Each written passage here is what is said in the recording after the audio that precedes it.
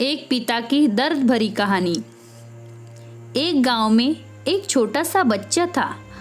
उसके पिता तो थे लेकिन माँ की मृत्यु हो गई थी। पिता सारा दिन काम करते और अपने बेटे को पाल पोस कर बड़ा करता है। वह सारे सुख अपने बेटे को देता है जो एक माँ दे सकती थी।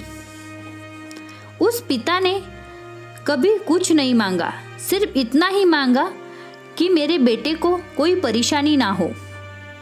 दिन बीतते गए। बेटा पढ़ लिख कर अच्छा जॉब भी करने लगता है और वह शहर में रहने लगता है। कुछ दिन बाद वह अपने पिता से मिलने आता है और कहता है, पापा मुझे कुछ पैसों की जरूरत है। मैं चाहता हूँ कि शहर में ही जमीन लेकर अपना घर बना लूं।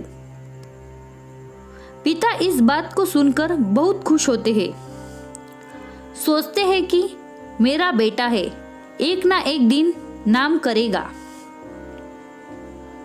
जिंदगी भर की बचाई हुई पूंजी को निकालकर अपने बेटे को दे देते हैं। बेटा शहर चला जाता है और उस पैसों से अपना घर बना लेता है। पिता इधर इंतजार करते रहते हैं कि मेरा बेटा फिर से आएगा, एक ना एक दिन तो मेरे पास आएगा ही। जाएगा कहाँ? उसके पास अब कोई नहीं जाता था, क्योंकि ना ही अब उस पिता के पास पैसे थे और ना ही रहने का जगह था। कुछ दिन बाद बेटा फिर से लौट कर आता है और अपने पिता से कहता है, पापा अब आप दादाजी बनने वाले हैं। पिता को बहुत खुशी होती है। इस बात को सुनकर वह कहते हैं, तू मुझे मेरी बहू और पोता से कब मिलाएगा? बेटा कहता है, बस पापा थोड़े दिन और। पापा मुझे कुछ पैसों की जरूरत है, क्योंकि आजकल थोड़ा जॉब में खींचबीच हो रहा है, जिसके कारण से मुझे कुछ दिन के लिए सस्पेंड कर दिया गया है। पिता के पास कुछ नहीं रहता है देने के लिए, लेकिन फिर भी कहता है, अच्छा बेटा तू रुक, मैं अभी आया, कुछ पैसों का बंदोबस्त करके। पिता बाद में महाराज से कुछ पैसे उधार लेकर अपने बेटे को दे देते हैं और बेटा पैसे लेकर शहर चला जाता है। बरसों गुजर जाते हैं।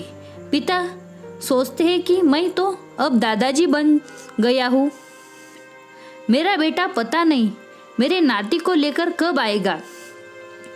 फिर सोचने लगते हैं, समय नहीं मिलता होगा, इसलिए मेरा बेटा अभी तक आया नहीं, वरना आया जरूर होता।